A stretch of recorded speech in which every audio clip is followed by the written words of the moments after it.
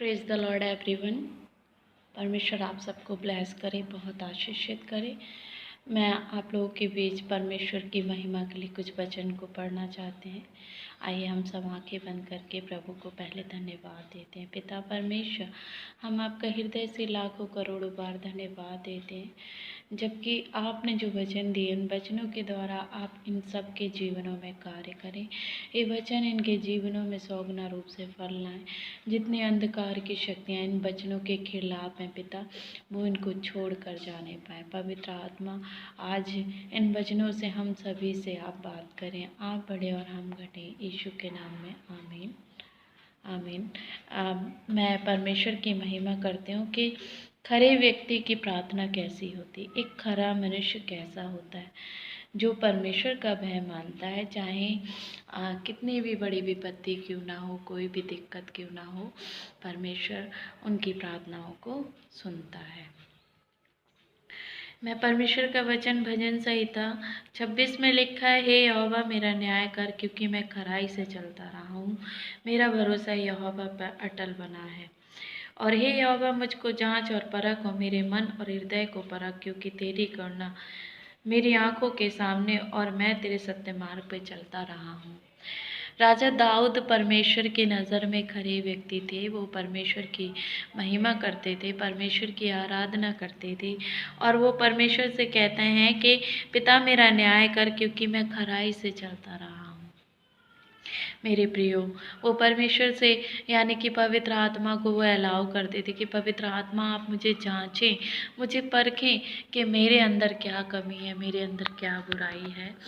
तो मेरे प्रियो, आज हमें भी परमेश्वर के आगे खराई से चलने की ज़रूरत है। हमें भी परमेश्वर से कहना है, पवित्र आत्मा आप मेरे जीवन में कार्य करिए, पवित्र आत्मा आप हमें जांचिए, पवित्र आत्मा आप हमें अपने लिए इस्तेमाल करिए, तो परमेश्वर हमारे जीवनों में कार्य करेगा। और वो इसी के 6 पद में कहता है, मैं अपने हाथों को निर्दोषता के जल से धोऊंगा, तब हे यहोवा मैं तेरी वेदी की प्रतिक्षण करूंगा, ताकि तेरा धन्यवाद ऊंचे शब्द से कर सकूं और तेरे सब आश्चर्य कर्मों का वर्णन कर सकूं।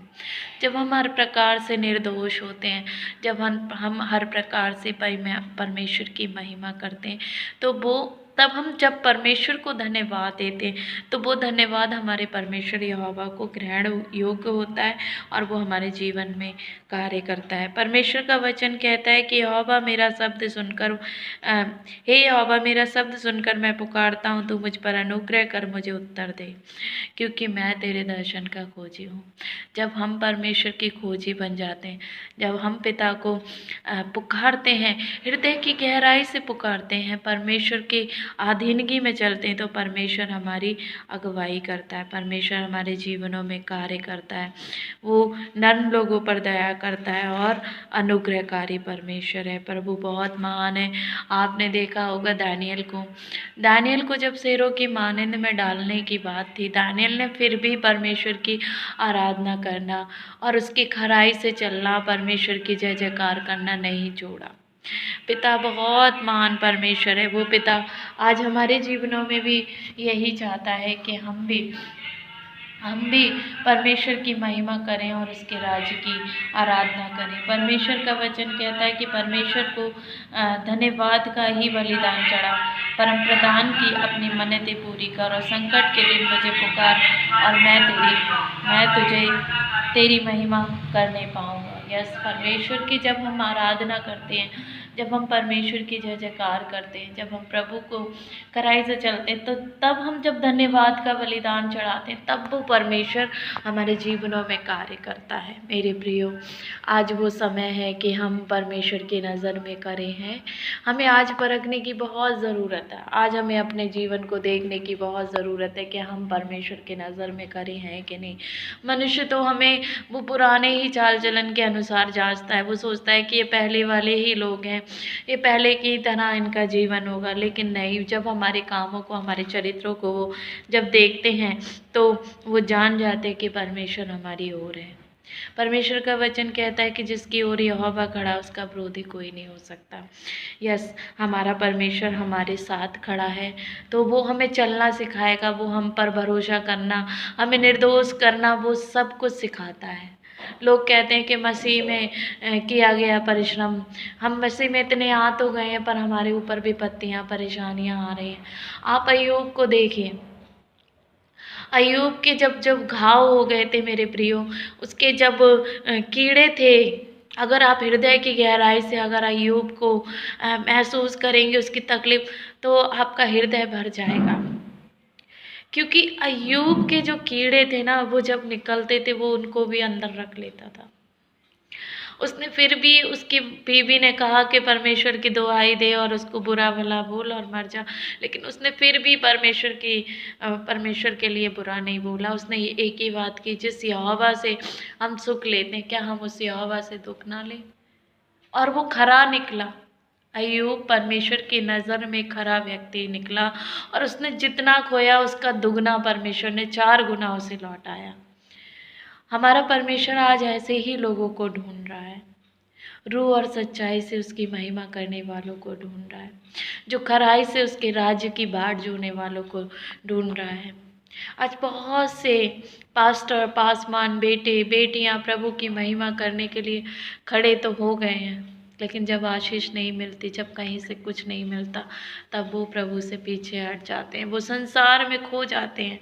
लेकिन जिसने परमेश्वर को चख लिया है, वो कभी भी, चाहे आंधी आए चाहे तूफान आए, वो कभी नहीं टलता। क्योंकि जिसने अपना घर उस चट्टान पे बनाया है वो दृढ़ता से खड़ा रहेगा। क्योंकि हम इस संसार में विजय पाने के लिए नहीं, हम अनंत जीवन के लिए चुने गए हैं। परमेश्वर हमें अनंत जीवन के लिए, बारिश होने के लिए उसने हमें चुना है, हमें परमेश्वर के राज्य के लिए चुना है। हमें इस बात के लिए बाट नहीं चुना है कि वो कहता है कि वो संसार और स्वर्ग दोनों की आशीष देने का वायदा करता है, लेकिन अगर हम संसार की चीज़ों में मन लगाएंगे तो हम कभी परमेश्वर में नहीं बढ़ने पाएंगे। मेरे प्रियो, हमें परमेश्वर के स्वर्गीय राज्य की बाट जोनी, एक आशा रखनी है कि हम मर के स्वर्ग जाएंगे। हमें आशा रखनी है कि एक ना एक दिन परमेश्वर हमें ब्लेस करेगा अगर हम खरे चलेंगे। अगर राजा दाऊद की अगर गहराई से देखो तो वो छोटे थे, बहुत छोटे थे, जंगल में जाते थे, हो सकता है उनका खाना भी खत्म हो जाता होगा। क्या उन्होंने प्रभु की बाट जोना छोड़ दिया? नहीं, वो परमेश्वर की नज़र में निर्दोष रहे। और जब उनसे जब गुनाह हुआ, जब उन्हें पता चला कि मैंने पाप किया, तो उन्होंने पश्चाताप भी किया अपने गुनाहों का, माफ़ी मांगी, और वो परमेश्वर की नज़र में खरे उतरे और उन्होंने 66 लड़ाइयाँ लड़ी। और उनका इतना बड़ा ग्रेस था कि उनके बेटे सुलेमान को परमेश्वर ने इतना बुद्धिमान बनाया कि आज तक उनके बराबर कोई बुद्धिमान नहीं है।